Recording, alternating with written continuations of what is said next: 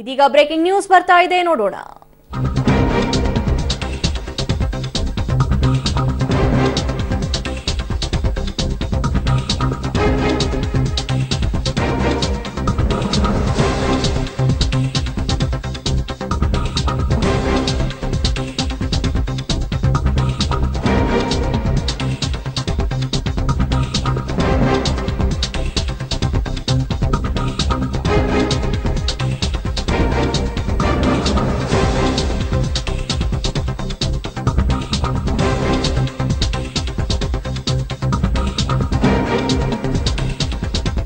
ಕೇಂದ್ರ ಸರ್ಕಾರದ ವಿರುದ್ಧ ಸಿಡಿದೆದ್ದಿದ್ದಾರೆ ಪುಟ್ಟರಾಜು ಅವರ ಅಭಿಮಾನಿಗಳು. ಪುಟ್ಟರಾಜು ಮನೆ ಮುಂದೆ ಕೇಂದ್ರ ಸರ್ಕಾರದ ವಿರುದ್ಧ ಪ್ರತಿಭಟನೆಯನ್ನು ಮಾಡ್ತಿದ್ದಾರೆ, ಘೋಷಣೆಗಳನ್ನು ಕೂಡ ಕೂಗ್ತಾ ಇದ್ದಾರೆ. ಇದು ರಾಜಕೀಯ ಪ್ರೇರಿತ ದಾಳಿ ಅಂತ ಪುಟ್ಟರಾಜು ಅವರ ಬೆಂಬಲಿಗರು ಆಕ್ರೋಶವನ್ನ ಹೊರಹಾಕ್ತಿದ್ದಾರೆ. ಆವಾಗಲೇ ನಾವು ನಿಮಗೆ ತೋರಿಸಿದ್ವಿ, ಪುಟ್ಟರಾಜು ಬೆಂಬಲಿಗರು ಪುಟ್ಟರಾಜು ಅವರ ನಿವಾಸದತ್ತ ಧಾವಿಸಿದ್ರು.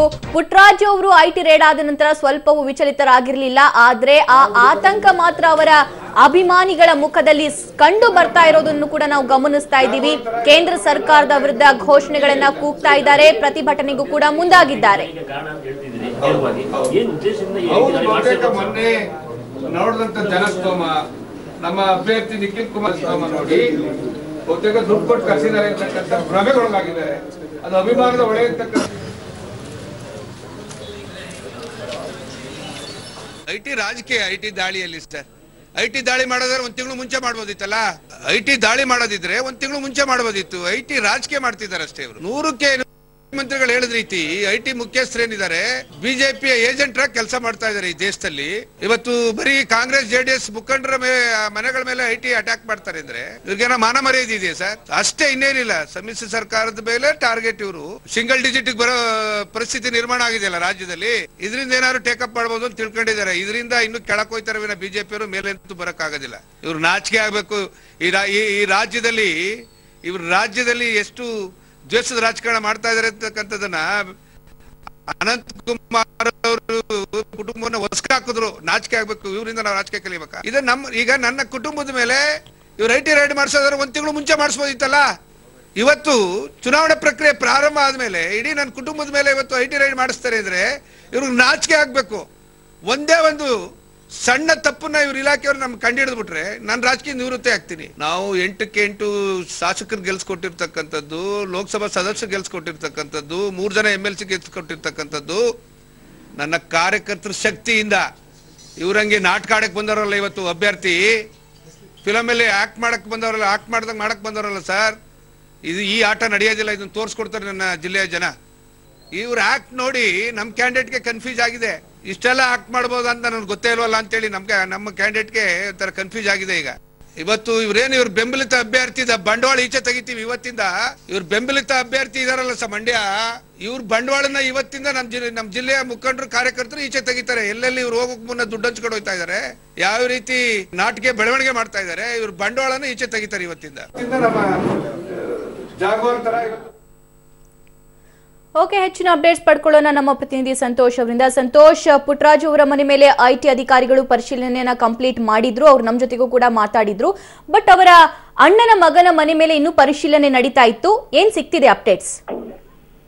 ಸಭಾ, ಇವತ್ತು ಪುಟ್ಟರಾಜು ಅವರ ಮನೆಯ ಮೇಲೆ ಐಟಿ ದಾಳಿ ಆಗಿದೆ. ಅಶೋಕ್ ಜಿಲ್ಲಾ ಪಂಚಾಯತಿ ಸದಸ್ಯ ಅವರ ಮನೆಯ ಮೇಲೆ ಐಟಿ ದಾಳಿ ಆಗಿದೆ. ಈಗ ಎಲ್ಲಾ ರೀತಿಯ ಅಧಿಕಾರಿಗಳು ದಾಖಲೆಗಳನ್ನ ಪರಿಶೀಲನೆ ನಡೆಸ್ತಾ ಇದ್ದಾರೆ. ಇದರಿಂದ ಆಕ್ರೋಶಗೊಂಡಂತಹ ಪುಟ್ಟರಾಜು ಅವರ ಬೆಂಬಲಿಗರು ಇವತ್ತು ಕೇರ್ಪೇಟೆ ಮತ್ತೆ ಪಾಂಡವಪುರ ರಸ್ತೆಗೆ ಇಳಿದು ಒಂದು ಪ್ರತಿಭಟನೆಯನ್ನ ಮಾಡ್ತಾ ಇದ್ದಾರೆ ಅಂತಾನೆ ಹೇಳ್ಬೋದು ಸಭಾ. ಓಕೆ, ಈ ಪ್ರತಿಭಟನೆ ಕಾವು ತುಂಬಾ ಜೋರಾಗಿ ಕಂಡು ಬರ್ತಿದ್ಯಾ ಸಂತೋಷ್? ಸಭಾ, ಮತ್ತೆ ನಿಮ್ಮ ಪ್ರಶ್ನೆ ರಿಪೀಟ್. ಪ್ರತಿಭಟನೆಯ ಕಾವು ತುಂಬಾ ಜೋರಾಗಿ ಕಂಡು ಬರ್ತಿದ್ಯಾ? ಈಗಾಗಲೇ ಪ್ರತಿಭಟನೆ ಕಾವು ಜೋರಾಗಿದೆ. ಪುಟ್ಟರಾಜು ಅವರ ಬೆಂಬಲಿಗರು ಕೇರ್ಪೇಟೆ ಮತ್ತೆ ಪಾಂಡವಪುರ ರಸ್ತೆಯನ್ನ ತಡೆದಿದ್ದಾರೆ, ಆಕ್ರೋಶವನ್ನ ಹೊರಹಾಕ್ತಾ ಇದ್ದಾರೆ ಅಂತ ಹೇಳ್ಬೋದು. ಮತ್ತೆ ಕೇಂದ್ರ ಸರ್ಕಾರ ಐಟಿ ಅಧಿಕಾರಿಗಳ ವಿರುದ್ಧ ಧಿಕ್ಕಾರವನ್ನ ಕೂಗ್ತಾ ಇದ್ದಾರೆ. ವಾಹನ ಸಂಚಾರ ಕೂಡ ಈ ಒಂದು ಭಾಗದಲ್ಲಿ ಅಸ್ತವ್ಯಸ್ತ ಆಗಿದೆ ಅಂತಾನೆ ಹೇಳ್ಬೋದು ಸಭಾ. ಓಕೆ, ಪುಟ್ಟರಾಜು ಅವರು ನೇರವಾಗಿ ಸುಮಲತಾ ಅವರನ್ನ ಆರೋಪ ಮಾಡ್ತಾ ಇದ್ರು. ಸೊ ಬೆಂಬಲಿಗರು ಕೂಡ ಅವರ ವಿರೋಧವಾಗಿ ಘೋಷಣೆಗಳನ್ನ ಏನಾದ್ರೂ ಕೂಗ್ತಿದ್ದಾರಾ? ಪುಟ್ಟರಾಜು ಅವರ ಬೆಂಬಲಿಗರು ಇಲ್ಲಿ ಜಮಾಯಿಸಿರ್ತಕ್ಕಂಥದ್ದು. ಒಂದು ಕಡೆ ಪುಟ್ಟರಾಜು ಅವರು ನೇರವಾಗಿ ಒಂದು ಆರೋಪವನ್ನ ಮಾಡ್ತಾರೆ, ಈ ಒಂದು ದಾಳಿಯ ಹಿಂದೆ ಕೇಂದ್ರ ಸರ್ಕಾರ ಇದೆ ಅಂತಕ್ಕಂಥ ಆರೋಪ ಮಾಡ್ತಾರೆ. ಅದ್ರ ಜೊತೆಗೆ ಪಕ್ಷೇತರ ಅಭ್ಯರ್ಥಿ ಆಗಿರ್ತಕ್ಕಂತಹ ಸುಮಲತಾ ಅವರ ವಿರುದ್ಧವೂ ಕೂಡ ಆರೋಪ ಮಾಡ್ತಾರೆ. ಇದ್ರೆಲ್ಲದರ ಹಿಂದೆ ಅವರೆಲ್ಲರ ಕೈವಾಡ ಇದೆ, ಉದ್ದೇಶಪೂರ್ವಕವಾಗಿ ಈ ಒಂದು ದಾಳಿಯನ್ನ ಮಾಡಿದ್ದಾರೆ ಅಂತಕ್ಕಂಥ ಆರೋಪ ಮಾಡಿದ್ದಾರೆ. ಈ ಎಲ್ಲ ಹಿನ್ನೆಲೆಯಲ್ಲಿ ಇಂದು ಪ್ರತಿಭಟನೆಯನ್ನ ನಡೆಸ್ತಾ ಇದ್ದಾರೆ ಸಭಾ. ಓಕೆ, ಸುಮಾರು ಎಷ್ಟು ಜನ ಅಭಿಮಾನಿಗಳು, ಎಷ್ಟು ಜನ ಕಾರ್ಯಕರ್ತರು ಅಲ್ಲಿ ಜಮಾವಣೆಗೊಂಡಿದ್ದಾರೆ? ಈ ಪ್ರತಿಭಟನೆ ಎಷ್ಟೊತ್ತು ಸಾಗಬಹುದು ಅಂತ ಅನ್ಸುತ್ತೆ ಸಂತೋಷ್? ಸುಮಾರು 100 ಜನ ಕಾರ್ಯಕರ್ತರು ಈಗಾಗಲೇ ರಸ್ತೆಗೆ ಬಂದು ಕುಳಿತಿದ್ದಾರೆ ಅನ್ನೋದು. ಇದರಿಂದಾಗಿ ಈಗಾಗಲೇ ವಾಹನಗಳು ಕೂಡ ಸಂಚಾರ ಅಸ್ತವ್ಯಸ್ತ ಆಗಿದೆ, ವಾಹನಗಳು ಸಾಲುಗಟ್ಟಿ ನಿಂತಿದ್ದಾವೆ, ಪ್ರಯಾಣಿಕರಿಗೂ ಕೂಡ ಒಂದ್ ರೀತಿ ತೊಂದರೆ ಆಗ್ತಾ ಇದೆ ಅಂತ ಹೇಳ್ಬೋದು. ಮತ್ತೆ ಇದು ಉದ್ದೇಶಪೂರ್ವಕವಾಗಿ ಮಾಡಿರೋದು ಅಂತಕ್ಕಂಥದ್ದು ಪುಟ್ಟರಾಜು ಬೆಂಬಲಿಗರ ಆರೋಪ ಆಗಿದೆ. ಸ್ವತಃ ಪುಟ್ಟರಾಜು ಕೂಡ ಅದೇ ಆರೋಪವನ್ನ ಮಾಡಿದ್ರು. ಹೀಗಾಗಿ ಪುಟ್ಟರಾಜು ಅವರ ಸ್ವಗ್ರಾಮ ಚಿನಕುರಳಿಯಲ್ಲಿ ಪ್ರತಿಭಟನೆಯ ಕಾವು ತೀವ್ರಗೊಂಡಿದೆ ಅಂತಾನೆ ಹೇಳ್ಬೋದು ಸಭಾ. ಓಕೆ ಸಂತೋಷ್, ಥ್ಯಾಂಕ್ ಯು ನಿಮ್ಮೆಲ್ಲ ಮಾಹಿತಿಗೆ.